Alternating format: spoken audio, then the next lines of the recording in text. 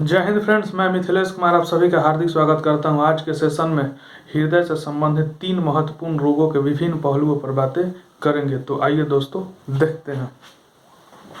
दोस्तों आज का टॉपिक है हृदय से संबंधित रोग, यानी हृदय को प्रभावित करने वाले कौन कौन से रोग होते हैं। तो ध्यान देंगे दोस्तों, हृदय को प्रभावित करने वाले 3 महत्वपूर्ण रोग है।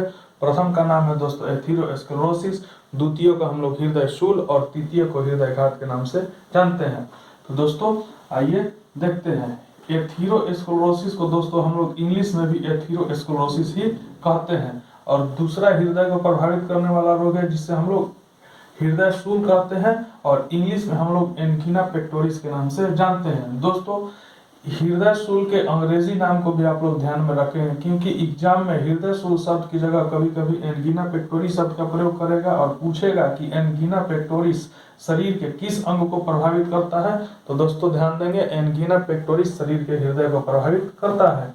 और तीसरा हृदय को प्रभावित करने वाला महत्वपूर्ण रोग है जिसे हम लोग हृदय घात के नाम से जानते हैं। और हृदय घात को दोस्तों हम लोग इंग्लिश में हार्ट अटैक भी कहते हैं। अब दोस्तों इन तीनों रोगों के विभिन्न पहलुओं पर हम लोग बातें करेंगे। सबसे पहले दोस्तों हम लोग एथेरोस्क्लेरोसिस के विभिन्न पहलुओं पर बातें करते हैं। तो दोस्तों एथेरोस्क्लेरोसिस, जिसे इंग्लिश में भी हम लोग एथेरोस्क्लेरोसिस ही कहते हैं, में प्रभावित अंग कौन सा होता है। तो दोस्तों हृदय की धमनी। एक बात दोस्तों यहाँ आपको बताते चले कि हृदय से 2 प्रकार की नसें जुड़ी होती है। एक को हम लोग शिरा कहते हैं और दूसरे को धमनी कहते हैं। शिरा में हमेशा अशुद्ध रक्त प्रवाहित होता है और धमनी में शुद्ध रक्त प्रवाहित होता है। इसी धमनी में यानी शुद्ध रक्त प्रवाहित होने वाला धमनी जो हृदय से जुड़ा हुआ होता है, उसी धमनी की दीवार में कोलेस्ट्रॉल एवं अन्य लिपिड्स पदार्थ के जमा हो जाते हैं या जमा हो जाने के कारण एथेरोस्क्लेरोसिस नामक रोग जन्म लेती है। और प्रभाव स्वरूप दोस्तों हृदय को रुधिर की आपूर्ति बंद हो जाती है। यदि किसी व्यक्ति के हृदय की धमनी में कोलेस्ट्रॉल और अन्य लिपिड्स पदार्थ जमा हो जाता है, उसके परिणाम स्वरूप या प्रभाव स्वरूप हृदय को रुधिर की आपूर्ति बंद हो जाती है और ऐसी स्थिति को ही हम लोग एथेरोस्क्लेरोसिस के नाम से जानते हैं। अब दोस्तों हृदय को प्रभावित करने वाला दूसरा महत्वपूर्ण रोग है जिसे हम लोग हृदय शूल के नाम से जानते हैं। और हृदय शूल को ही दोस्तों हम लोग एंजीना पेक्टोरिस कहते हैं। तो दोस्तों हृदय शूल होने का क्या कारण है। तो दोस्तों हृदय शूल होने का प्रथम कारण है अत्यधिक मानसिक तनाव, कठोर परिश्रम और अत्यधिक आहार का सेवन करना।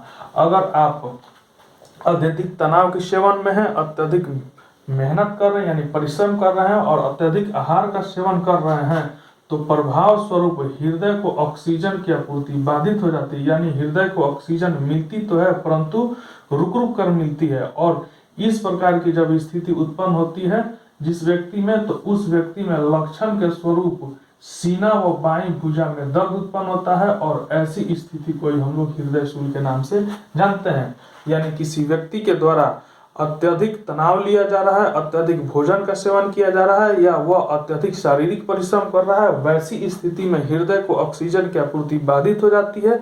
परिणाम स्वरूप उस व्यक्ति के सीना और बाईं भुजा में दर्द उत्पन्न होगा और ऐसी स्थिति को ही हम लोग हृदय शूल के नाम से जानते हैं। और हृदय शूल को ही हम लोग इंग्लिश में एंजीना पेक्टोरिस कहते हैं। बार बार दोस्तों एंजीना पेक्टोरिस कहने से चीजें आसानी से याद हो जाएंगी और एग्जाम में हृदय शूल शब्द की जगह अगर एंजीना पेक्टोरिस शब्द का प्रयोग करेगा तो आप आंसर आसानी से देने की स्थिति में रहेंगे। अब दोस्तों हृदय को प्रभावित करने वाला तीसरा महत्वपूर्ण रोग है जिसे हम लोग हृदय घात के नाम से जानते हैं। और हृदय घात को ही हम लोग इंग्लिश में हार्ट अटैक कहते हैं। तो दोस्तों हार्ट अटैक होने का क्या कारण है।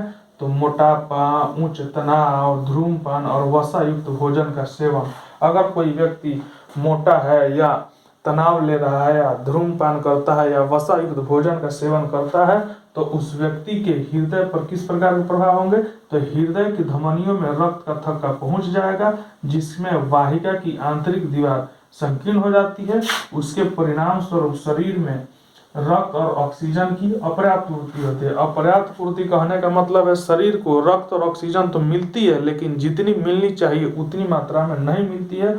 और जब ऐसी स्थिति उत्पन्न होती है तो उस व्यक्ति को हार्ट अटैक होने की संभावना बढ़ जाती है। और हार्ट अटैक में प्रभावी उपचार के तौर पर रुधिर स्कंदन रोधी दवा का प्रयोग करना चाहिए।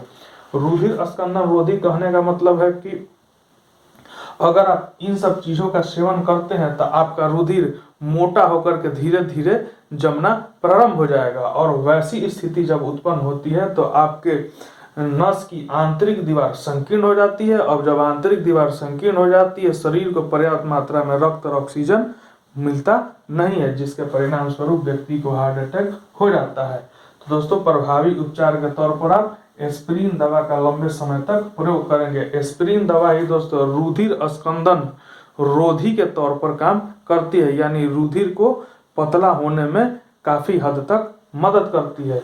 इसीलिए दोस्तों डॉक्टर हमेशा एस्पिरिन दवा का प्रयोग करने की सलाह देता है हृदयघात की स्थिति में। अब दोस्तों देखते हैं कि उच्च तनाव की स्थिति कब पैदा होती है, जिसे इंग्लिश में हम लोग हाइपरटेंशन कहते हैं, यानी किसी व्यक्ति को उच्च तनाव कब होता है। तो दोस्तों, अत्यधिक रुधिर दाब के कारण अति तनाव की स्थिति पैदा होती है। यदि किसी व्यक्ति के नस में रक्त का दबाव बढ़ गया है, उस स्थिति में उसे अधिक तनाव की स्थिति पैदा होगी, और जब व्यक्ति को अधिक तनाव होगा तो उसी को हम लोग उच्च तनाव के नाम से या हाइपरटेंशन के नाम से जानते हैं। तो दोस्तों, अगले सेशन में हम जीवाणु से होने वाले महत्वपूर्ण रोगों के विभिन्न पहलुओं पर बातें करेंगे। तब तक के लिए जय हिंद, वंदे मातरम।